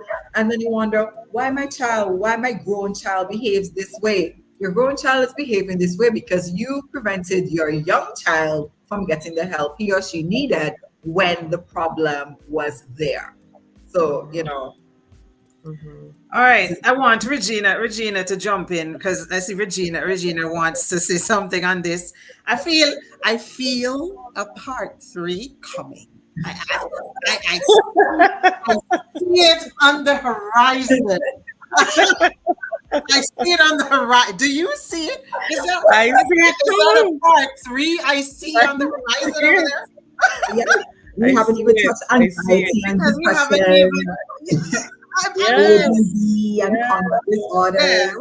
we're gonna have to come back in January with a patchy because we haven't spoken about medication or anything yet. This is heavy, Oh. but oh my. Okay, go ahead, Regina. Regina, go ahead, and then we're gonna bring it home.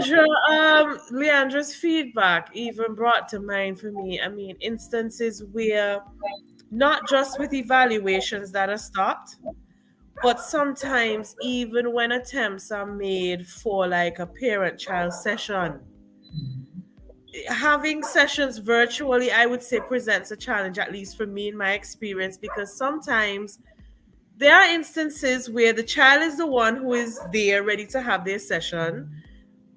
Communication was already sent beforehand. Hey, this session is two people need to be here, or three if it's all parents involved. Yeah. And somehow the child is the only one there for the session. And even that, you're stuck with, okay, well, what do I do here? Because we're at a point where the parents need to be involved, the parents need to be in the room as well, but somehow parent is absent for a number of reasons, and then it leaves you in limbo. Okay, well, what do I do here? And so it's Mhm. important for parents to recognize that their presence when there is a scheduled parent child session, there is a reason for that. Exactly. It's not push the child through into the doctor's door or to the therapist's door and say, well, fix them. And when they come back through the door, my problem is solved. No, All it's right. scary And to Facial ask. expressions are killing me. Afraid to confront their own demons. They Everyone is don't want to hear clear. from the child how their behavior yes, is it affecting them. happens. They don't want to hear that at all. Right. They don't want to hear it. And this is a whole nother live, but setting boundaries, Mhm. because that would be clearly a Mhm. no-show, and it would be Mhm. paying for that Mhm. session and I would be ending that session, Mm-hmm. or the parent can hop on. Mm-hmm. Here's the link. Where you Mm-hmm. at? Park your Yeah. car and hop on to this session. Mm-hmm. I don't play that, because I also need them to Yeah. model validating their child, whether they like it or not. Just fake it and hop on, Mm-hmm. or you can pay and we can reschedule and you pay again. What would you like to do? And and I say that because Mm-hmm. Mm-hmm. I also, as a clinician, I want to make sure that I'm letting the child know that I value them and that we discuss this plan and that I'm Mm-hmm. consistent, and that when I say that I'm doing something and your parent doesn't show up, it's not happening. And there's a consequence, because the same thing that there's a consequence for the child, there's a consequence for you. And I'm not an extension of the parent. I'm a therapeutic healer. Yeah. I'm holding a safe space for healing that involves your participation. And that's something that you cannot do. And you do not tell me you cannot do it, then you have to pay. And that's it. Well, okay then. Um, yeah, yeah. Maybe Leandra and Regina need to start Yeah. taking Oh, no, I do have that. It page isn't from a your choice. You pay. You don't show up for a session. You pay. You can't Yes. Yes. spend hours. I You mean, the pay. cultural You pay. expectation So you Because have feeds to they into do it it so here much too. that you pay. You have I to have we pay. have yeah. 5 year-olds, the parents is an initial session meeting the child for the very first time. Like, where's your parent? Where are they? They're like, oh, they're not here. I said, oh yeah? Oh. Yeah, I need you to hop on. Thanks.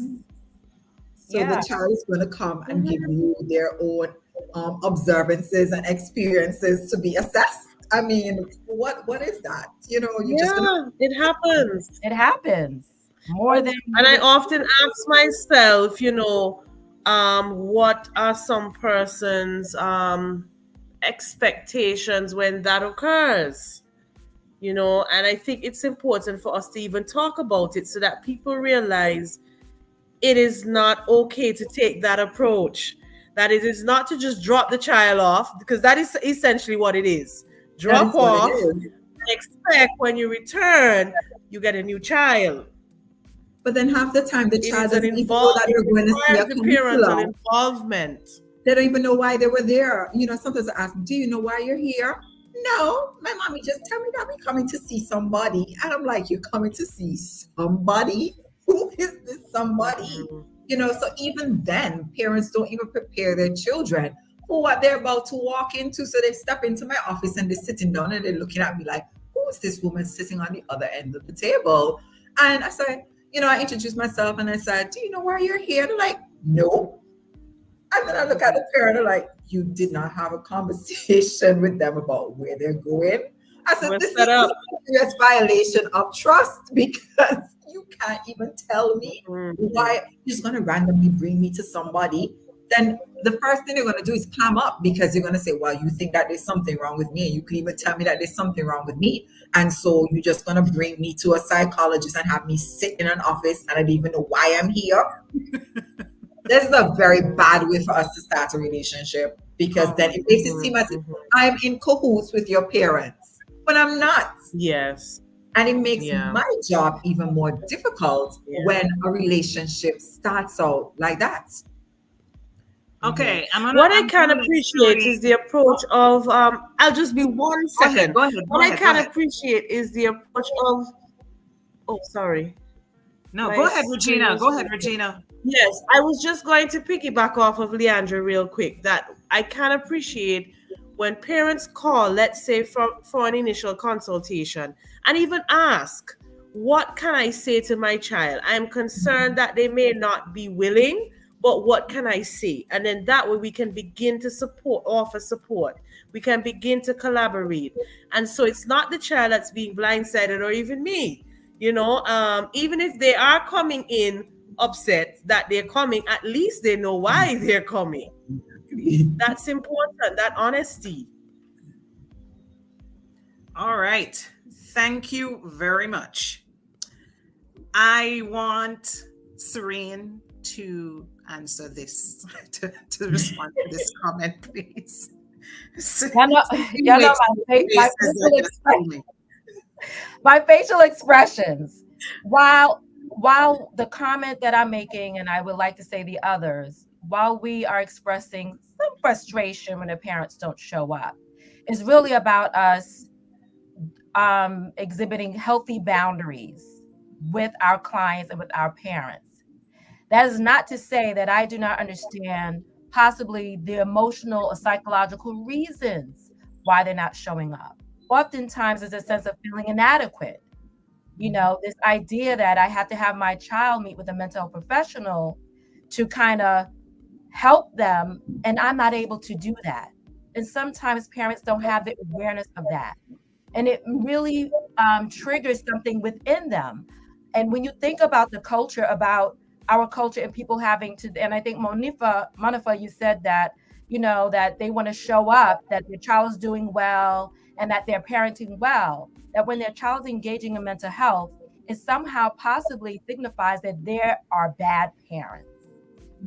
And so sometimes it is really just an unconscious decision when they're not showing up for mental health, because the idea is like, well, I'm not doing good, so I guess this mental health professional is going to do something that apparently I can't do. I get that.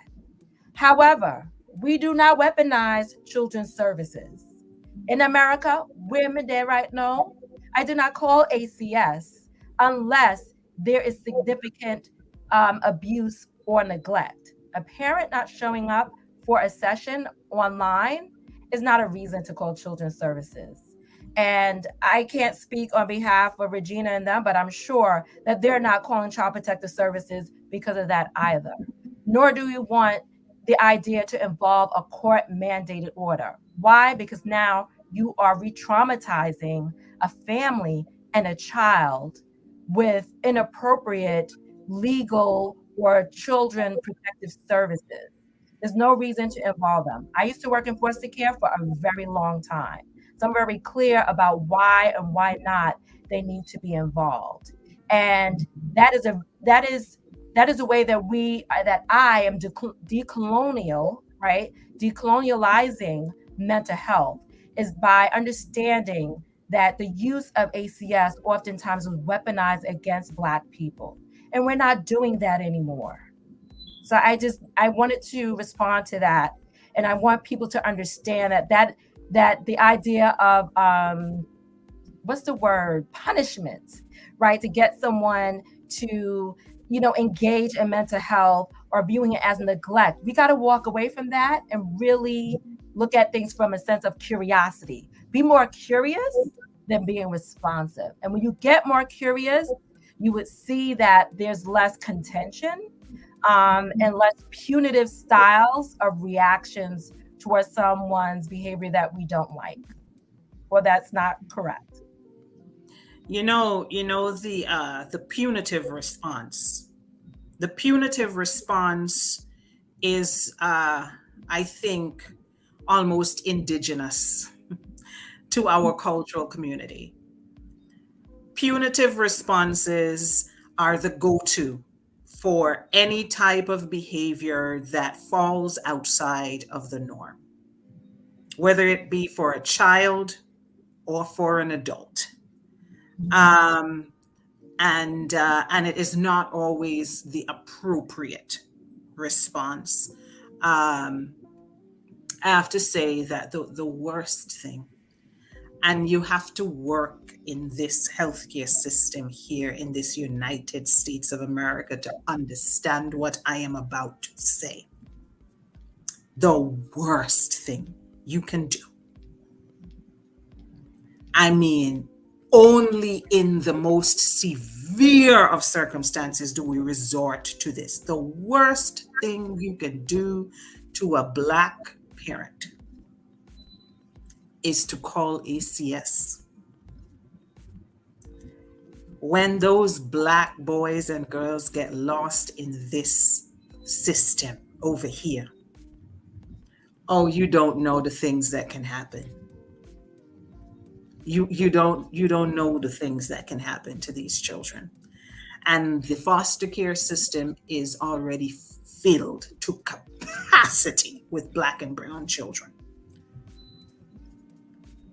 Because it is, as Serene says, it's a system that is weaponized, is used to punish, to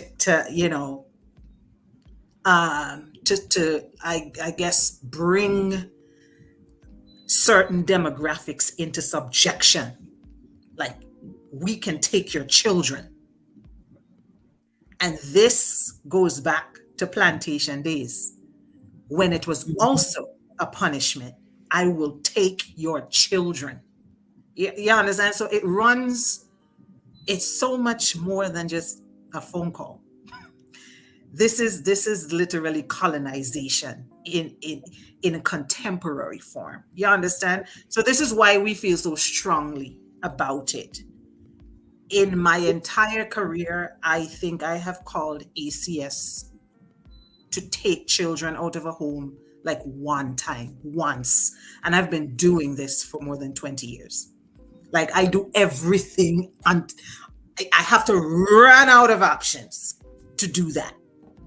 Because when those babies go into that system, that's it.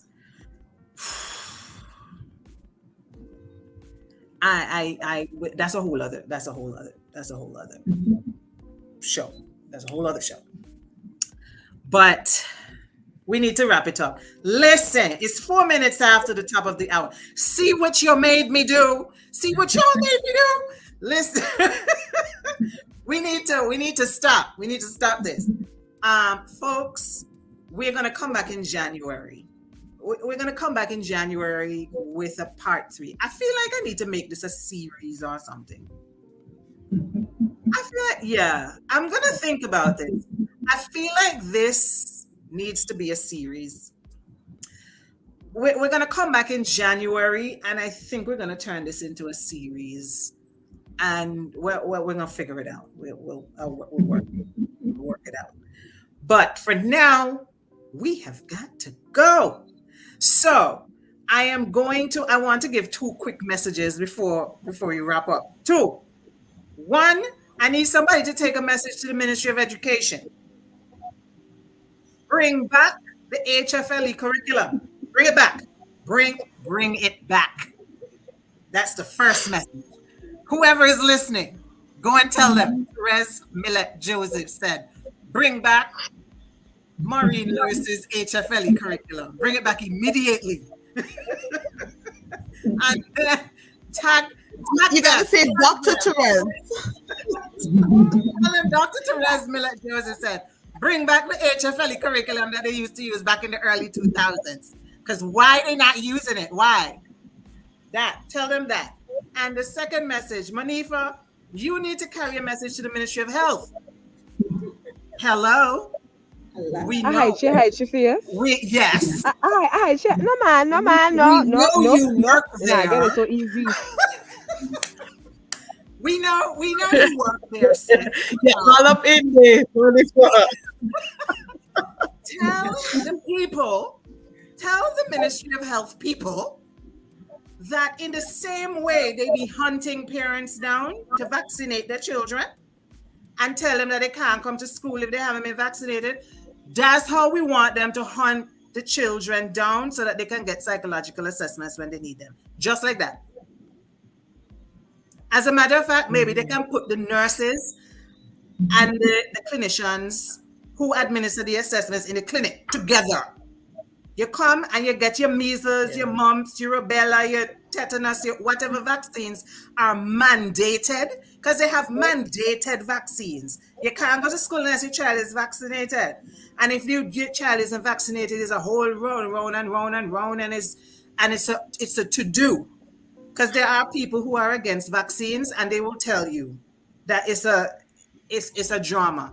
So the vaccines that has to get, how about if when they go to the nurse, there's sitting right next to the nurse at another desk is the child psychologist.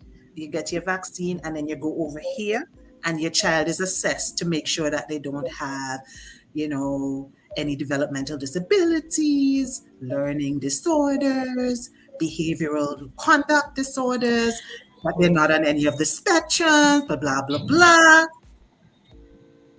And then we take it from there. Mhm. Or We even have if we could have psychologists in clinical the social city. workers, we just We need have mental health psychologists in the professionals, city. One at somebody. a time, one at a time, one at a time, ladies, one at a time, one at a time. I know y'all excited. Let me hear Manifa. Well, in the ministry's defense, okay, the No, hospital, she did not.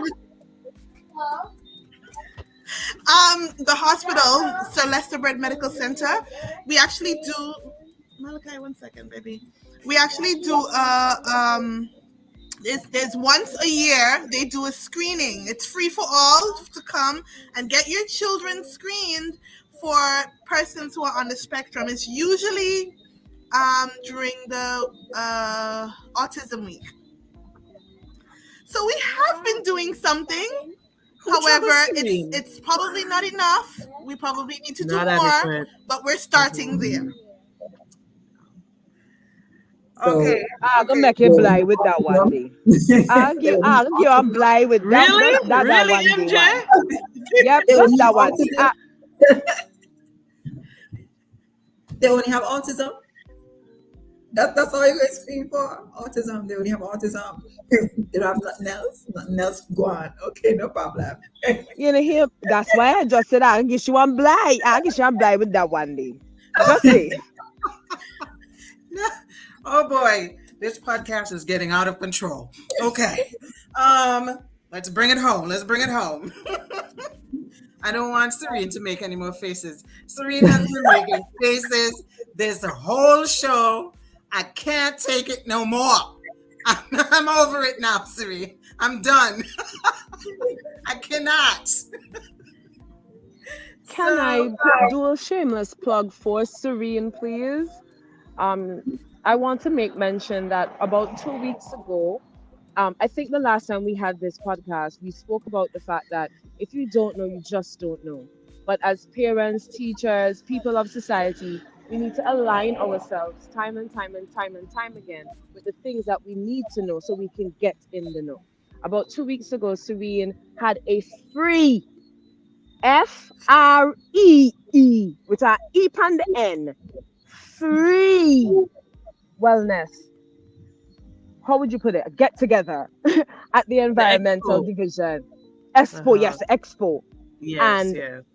it broke my heart to see that even though I got there a bit late, not a lot of people were there.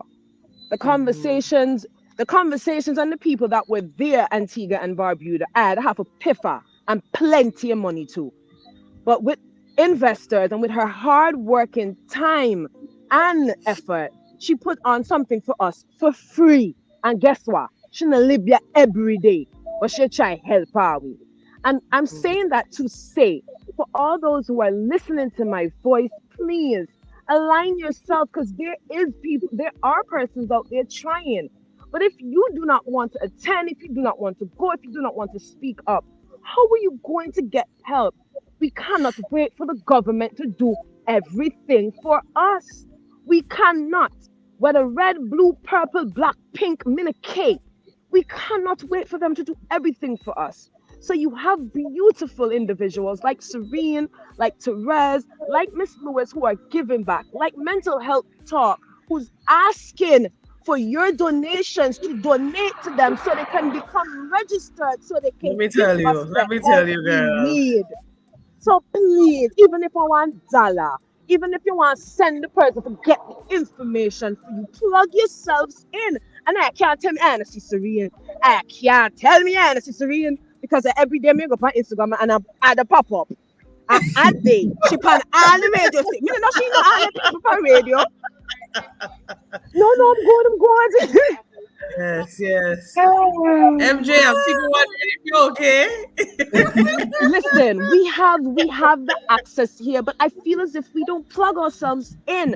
So you can't tell me, Yeah. nah, can me post something on my Facebook, I post something on Instagram, I post something on WhatsApp. So what I'm trying to say, right, Antiguans and Barbudans is, yes, you may not know, You may be, at the side, you may be below, you may not know. But plug yourselves in and have access everything. Even if a $5, $10, and when it's free, access it. You cannot say y'all don't know because I find nigga business pan line quick, quick, quick. So find things that matter for your mental health, for your well-being, and for your children. You're welcome for the shameless plug, Serene. Thank you. I Thank thank you. I you. I appreciate you. thank you. And I hope No, next year you I got can do much it love, again and Queen. I'll be there to support you. Even if I'm me one in day. We need to stop it. We need to stop it. Serious, serious. I find nigga business plan line, but you're trying to tell me nobody. No, no. And maybe if you had come, you would have been able to talk one on one to a child psychologist and say, hey, this is happening. And you never know who you can get help from. So again, please, Antiguans and Barbudans, don't wait on the government to do everything for you. There are persons out there who are trying their best to give back. Uplift yourself and find your tribe. Find people that are speaking your music, speaking your language, and you can get the help, Jack. Thank you. I thank you. Blessed love queen. MJ, MJ just let y'all know.